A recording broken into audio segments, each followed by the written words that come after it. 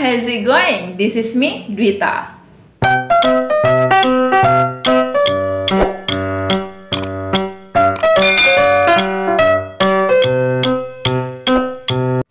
Nah teman-teman, pada kesempatan kali ini saya akan mencoba membahas all about kampung Inggris. Nah, diawali dengan jika teman-teman ingin ke kampung Inggris, Pare, Kediri, Jawa Timur, apa sih hal-hal yang wajib teman-teman ketahui sebelum teman-teman ke sini? Jadi, sebelum teman-teman zonk ya, dan mungkin nanti terjadi penyesalan dan bilang, seandainya saya tahu hal-hal sekecil ini sebelum datang ke kampung Inggris. Jadi sebelum itu terjadi, silahkan nonton video ini dan jangan lupa untuk subscribe channel ini. Nah, kita mulai. Jadi apa-apa saja nih yang perlu atau wajib teman-teman ketahui sebelum ke kampung Inggris? Yang pertama teman-teman wajib ketahui adalah tujuan teman-teman datang ke kampung Inggris. Misalnya nih, teman-teman ingin ningkatin atau improve speakingnya. Mungkin teman-teman masih terbata-bata kalau mau ngomong bahasa Inggris itu masih ae. Atau mungkin teman-teman bilang, saya tuh kalau mau ngomong bahasa Inggris itu sebenarnya udah ada di kepala, udah ngumpul semua di kepala. Tapi pas mau ngomong itu kayak nyangkut di tenggorokan, jadi nggak bisa keluar. Itu kenapa ya? Nah, jadi mungkin teman-teman mau ningkatin di speaking, atau mungkin mau improve vocabulary-nya. Jadi mungkin teman-teman mau improve vocabulary atau memperbaiki pronunciation. Atau mungkin teman-teman mau mempelajari tentang ilmu grammar, atau teman-teman yang punya tujuan untuk cari nilai TOEIC atau TOEFL atau IELTS gitu ya. Jadi setiap orang punya tujuannya masing-masing. So make it sure your purpose to come to kampung Inggris. Nah, yang kedua, setelah teman-teman tahu apa tujuan teman-teman mau datang ke kampung Inggris, mau cari apa, waktunya untuk cari kursusan atau lembaga yang sesuai dengan ilmu yang teman-teman ingin tingkatkan gitu. Nah, jadi sebelum datang ke kampung Inggris harus tahu ya kursusan apa yang teman-teman mau datangi. Kira-kira kursusan apa nih yang bagus di speaking, kursusan apa yang bagus di grammar gitu. Jadi jangan sampai teman-teman nggak tahu permasalahan kursusan yang bagus di bidang apa, kemudian teman-teman main datang aja, main nabung aja untuk kursusannya, tiba masa tiba akal, nanti pas udah datang di kursusan baru lihat programnya. Kalau ada pronunciation, ambil pronunciation. Kalau ada speaking, ambil speaking. Jadi semua rasanya ingin diambil. Akhirnya nggak ada yang maksimal. Jadi mending fokus aja dulu satu persatu, tapi maksimal. Nah, kemudian tips untuk mencari lembaga di kampung Inggris. Yang pertama, kalau teman-teman punya kerabat, punya kenalan, tetangga gitu ya, yang pernah ke kampung Inggris at least 1 bulan aja, atau mungkin punya keluarga gitu ya yang ngajar di kampung Inggris, nah silahkan gali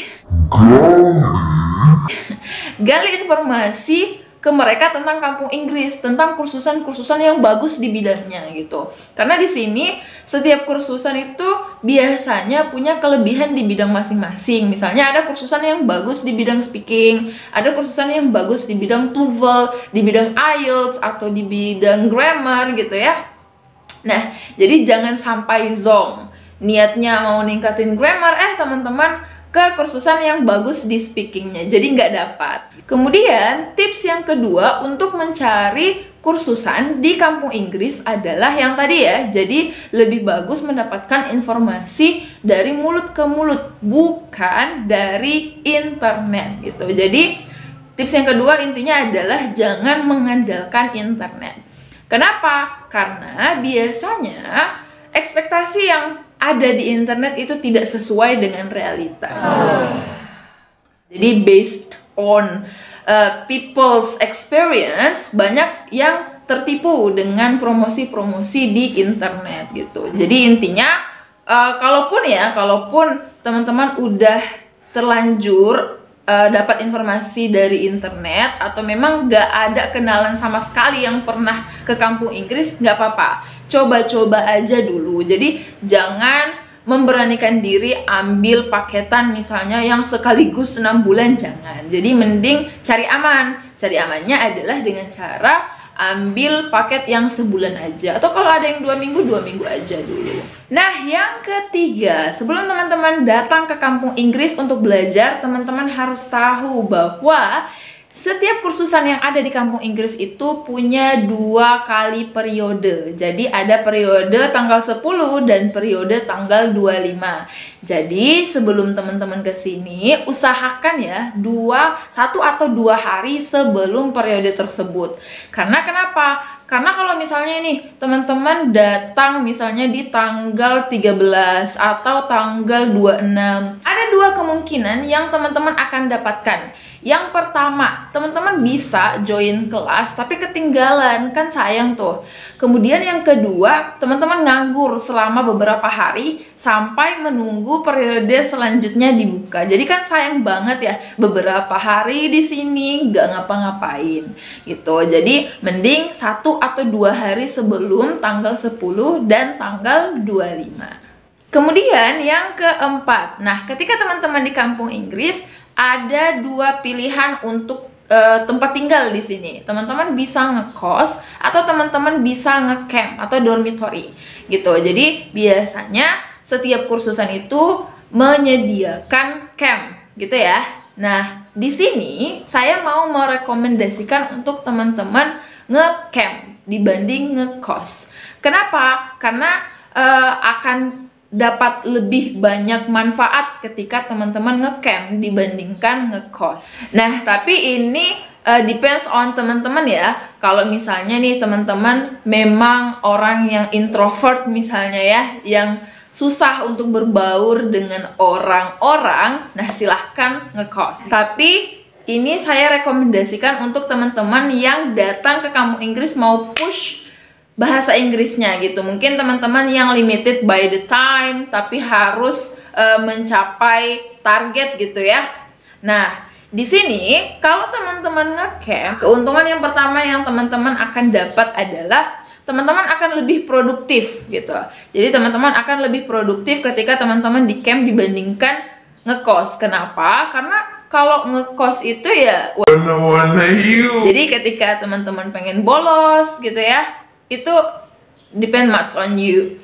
Nah, tapi kalau teman-teman ngecamp itu biasa akan dikontrol oleh tutor campnya untuk selalu diingatkan, tutor camp yang baik hati, untuk selalu mengingatkan teman-teman bahwa jangan lupa program gitu. Kemudian selain itu, kalau teman-teman ngecamp biasanya ada program evening class atau kelas malam. Nah, jadi di kelas malam teman-teman tambah ilmu lagi, mungkin speakingnya atau vocabulary-nya gitu ya.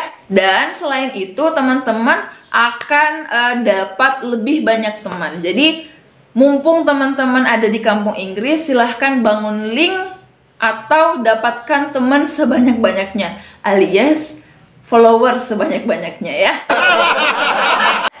Nah gitu, jadi karena di kampung Inggris itu orang datang dari Sabang sampai Merauke. Nah, kemudian yang selanjutnya, keuntungan yang teman-teman akan dapat ketika teman-teman ngecamp adalah bahasa Inggris teman-teman lebih terimprove. Kenapa? Karena biasanya di camp itu menerapkan sistem wajib speak English gitu. Jadi everyday speak English. Jadi kalau misalnya nih teman-teman kedapatan sama tutornya nggak speak English, nah itu biasa ada punishment. Nah punishmentnya itu berbeda-beda ya dari kursusan ke kursusan. Ada punishment yang berupa uang, ada punishment yang berupa hafal vocab, expression, atau mungkin punishment yang teman-teman harus ngomong di depan jalan pakai toa gitu ya, untuk meningkatkan PD teman-teman. Jadi berbeda-beda tiap kursusan. Tapi ya kalau menurut saya pribadi sebenarnya punishment yang paling bagus itu ya seperti punishment yang hafal vocab gitu ya.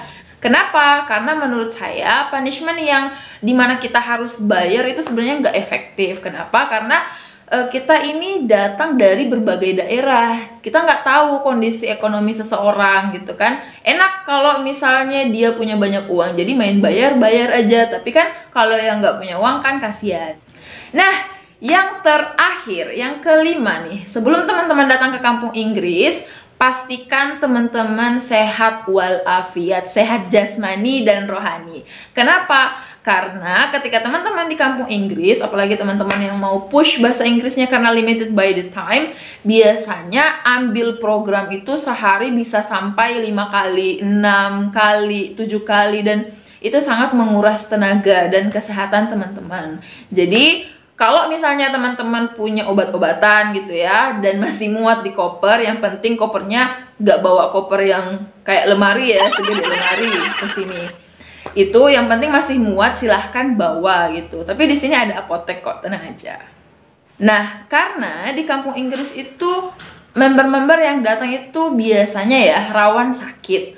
Itu yang pertama karena pola hidup yang kurang teratur, mungkin jadwalnya yang padat banget, atau mungkin jajan yang sembarang, karena di sini biasanya ada kasus-kasus yang sampai kayak keracunan makanan gitu ya.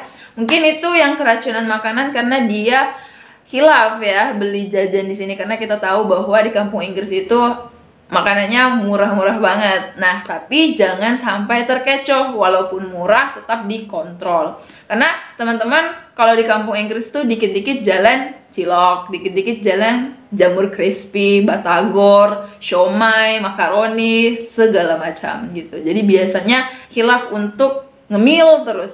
Jadi sebanyak apapun, semurah apapun makanan di sini jangan sampai khilaf.